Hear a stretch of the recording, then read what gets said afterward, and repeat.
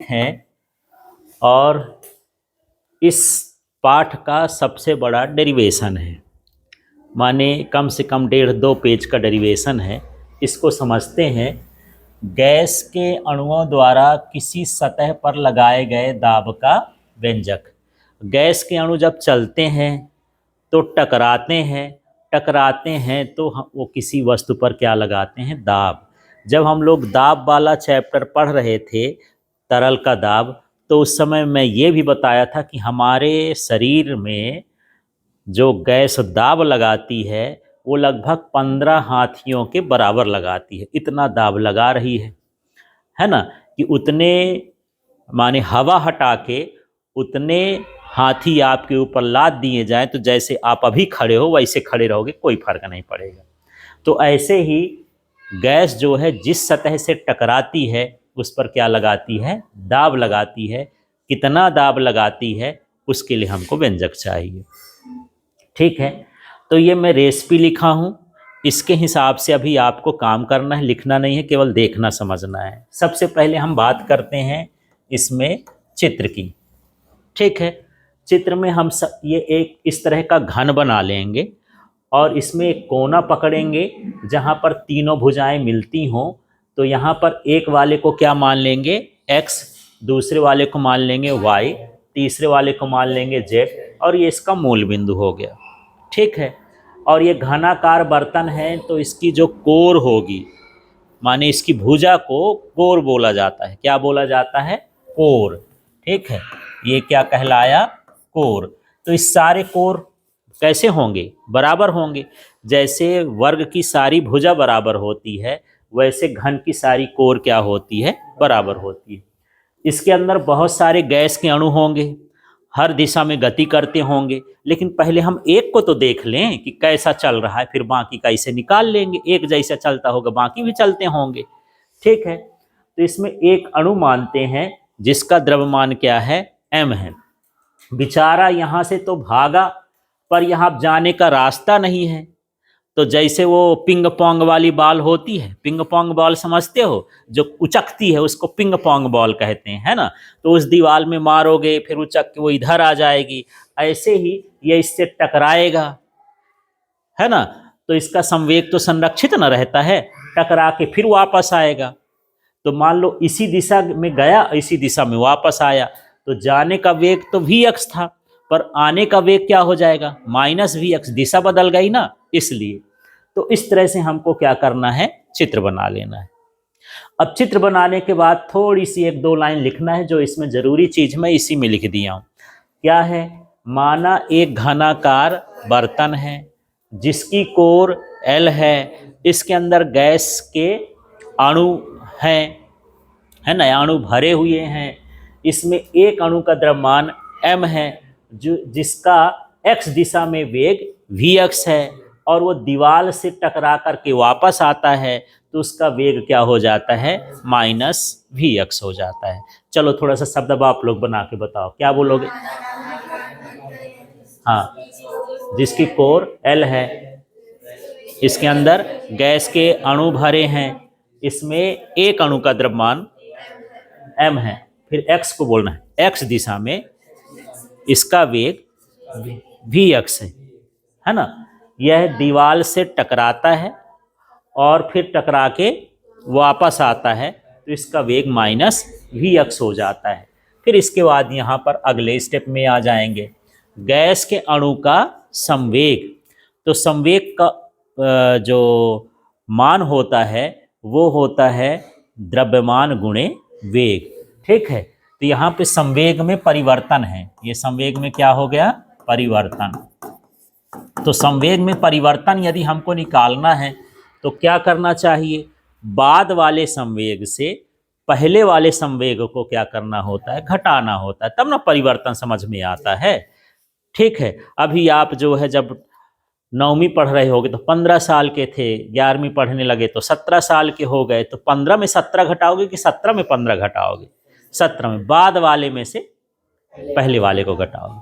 तो बाद का ये वेग कितना है, -vx, तो संवेग कितना होगा, -mvx।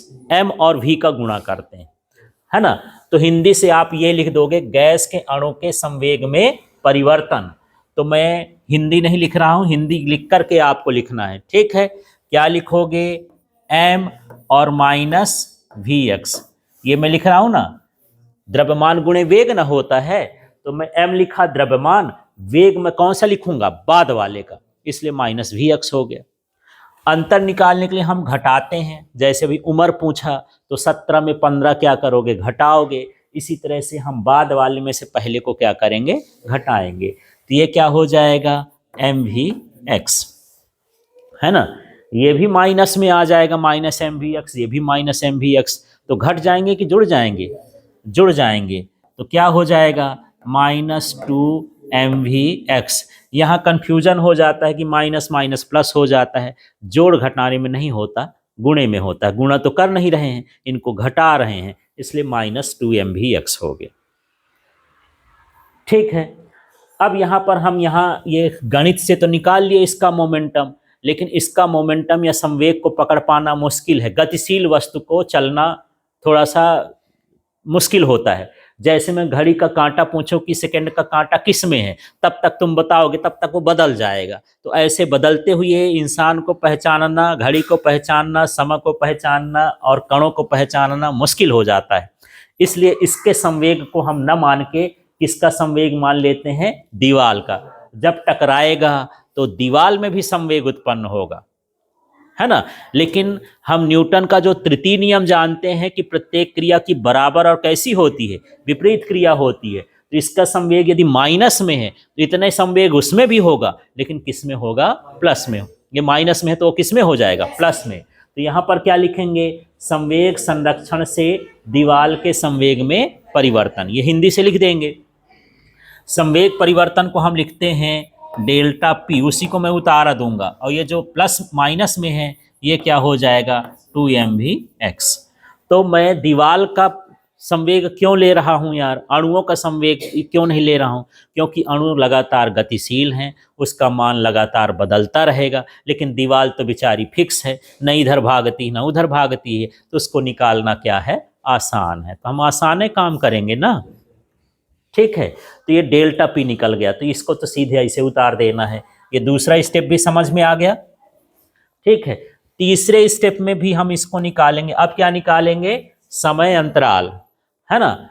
तो ये लिखा है डेल्टा पी बराबर 2L अपॉन क्या लिखा है, वी एक्स, पर कहे जबरी लिखा है ना। तो यहाँ यदि मैं एक सूत्र लिख दूं तो आपको समझ में आ जाएगा। समय बराबर होता है दूरी बटे चाल, है ना, या वेग समझ लो। चाल बराबर दूरी बटे समय, आपको ये सूत्र याद है। तो समय बराबर क्या हो जाएगा, दूरी बटे चाल। तो दूरी ये कैसे हो गई, एक बार यहां से गया तो कितना चलेगा, L, ये सारी भुजा L है ना, और लौट के भी आएगा तो कितना हो जाएगा, 2L। तो चली गई दूरी कितनी हो गई, 2L हो गई। और किस वेग से जा रहा है, Vx से, इसलिए यहाँ पर Vx हो गया। तो ये मैं लिख दिया, ये ठीक है। अब अगले स्टेप में हमको क्या निकालना है, न्यूटन के गति के द्वितीय नियम से बल का मान। न्यूटन का द्वितीय नियम कहता है डेल्टा पी माने संवेग, संवेग में परिवर्तन की दर लगाए गए बल के समानुपाती होता है। उस सूत्र से हम निकालते हैं, तो F बराबर होता है delta P upon delta T. तो ये जो बल है किस दिशा का है, एक्स दिशा का है, इसलिए एफ एक्स लिख देंगे, ठीक है। तो यहाँ पर अब देखना, ये है एफ एक्स बराबर हुआ delta P upon delta T. यहाँ हिंदी से लिख देंगे न्यूटन के गति के द्वितीय नियम से बल, और ये सूत्र लिख देंगे। तो यहाँ तो बिल्कुल सीधा सीधा चला। अब यहाँ से थोड़ा सा इनका मान रखना है ना। अगले स्टेप में क्या करेंगे, डेल्टा पी और डेल्टा टी का क्या रख देंगे, मान रखना है, ठीक है ना। सूत्र रखने के बाद तो मान रख के देखते हैं, ये क्या हुआ, एफ एक्स, ठीक है। इसके बाद डेल्टा पी का मान कितना है देखो, हाँ, 2mvx। ये जो x है ना, ये बिल्कुल छोटा सा नीचे लिखना है, इसका असिस्टेंट है वो, है ना, मेन आदमी नहीं है, बॉस के साथ साथ चलेगा, चमचा है। अब डेल्टा टी के नीचे क्या है, ये 2L, और बटे में क्या है, Vx। मान रखेंगे मान रखने के बाद अब इसको हल भी करना है, तो हल करके देख लेते हैं कि कितना आता है ये। ठीक है, तो चलिए यहाँ से 2 और 2 तो निपट जाएगा ना, ये जो v है ये कहाँ चला जाएगा, ऊपर, है ना। तो हमारे पास फाइनली क्या आ जाएगा यार, f है x, इसको मैं ऐसे उतार दिया।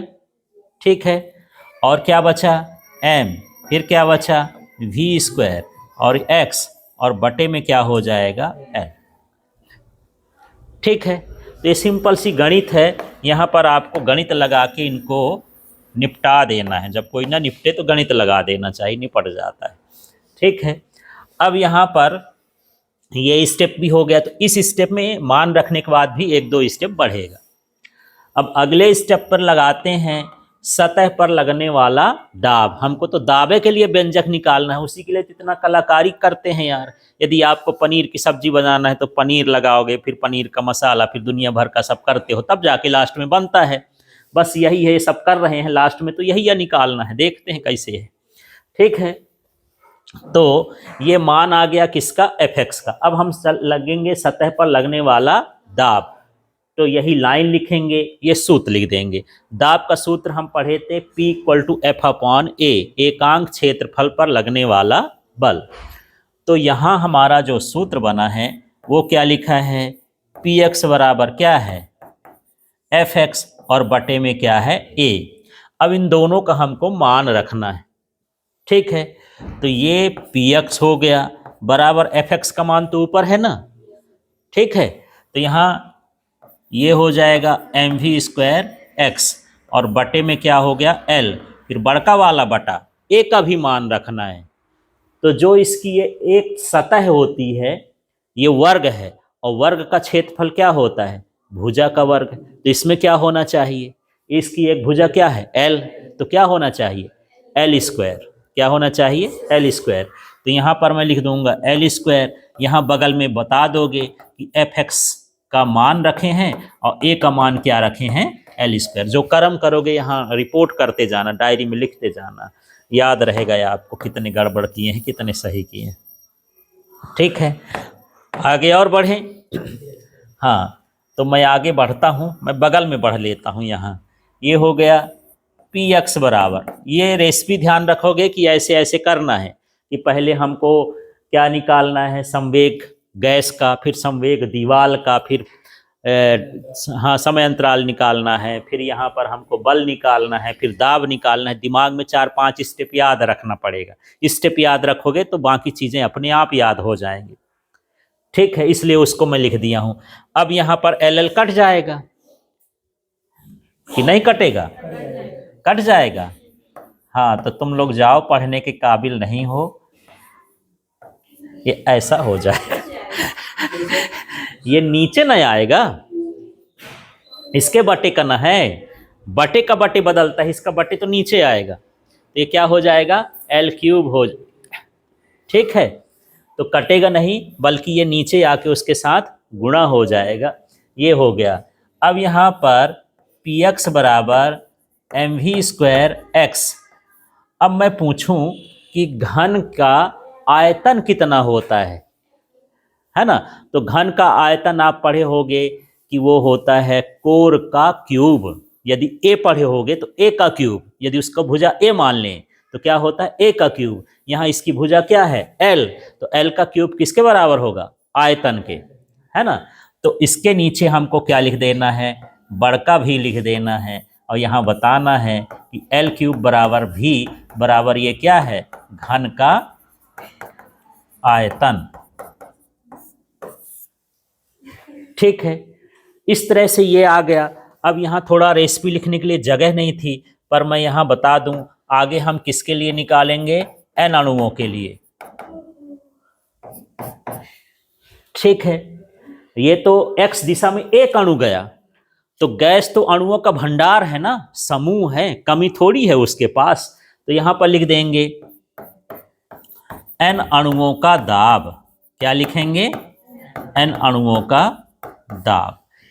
ठीक है, तो मैं इसको लिख रहा हूं Px ठीक, आगे बढ़ते हैं।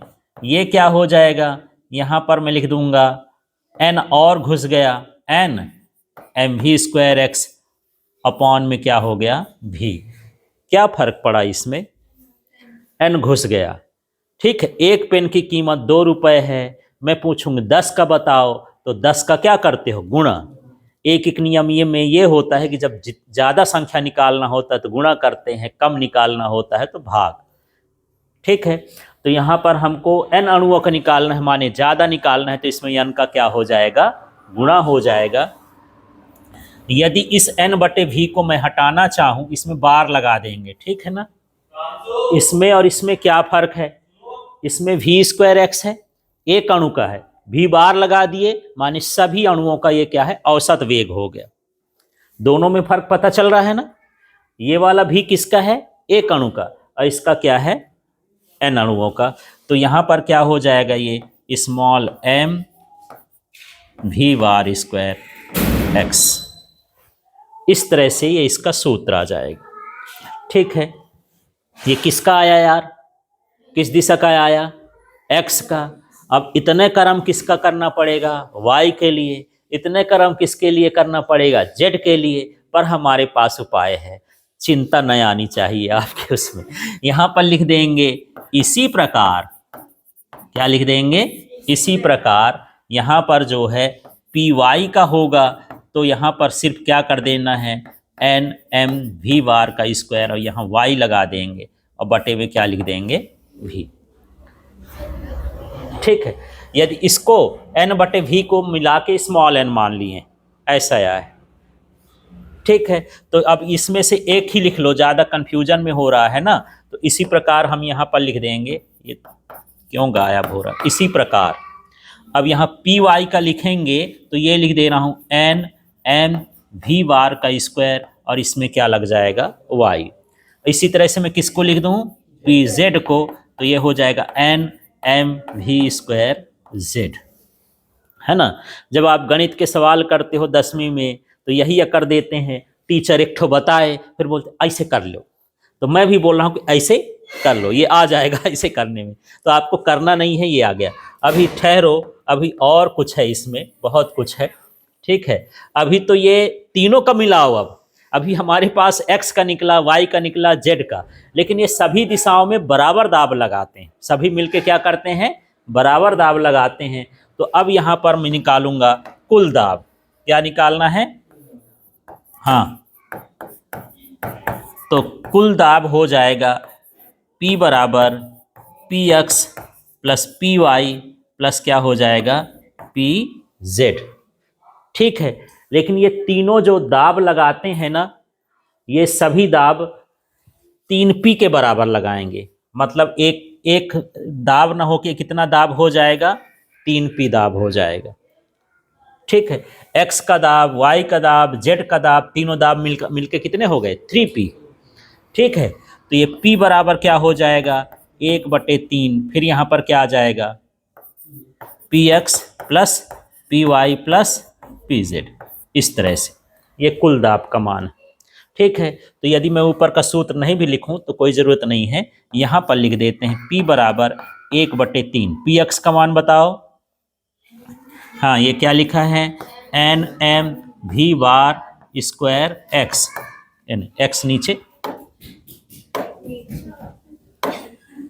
ऊपर स्क्वायर है, ये है X, plus N V bar, अब क्या लिखेंगे, square Y, plus N V bar square Z. ये हो गया। अब P बराबर 1/3 एन एम वी स्क्वायर, ये इसका दाब आ गया। अब पूछोगे ये x वाला कहाँ गया, y वाला कहाँ गया, z वाला, तो सारे वेग को हम क्या लिख दिए हैं, v।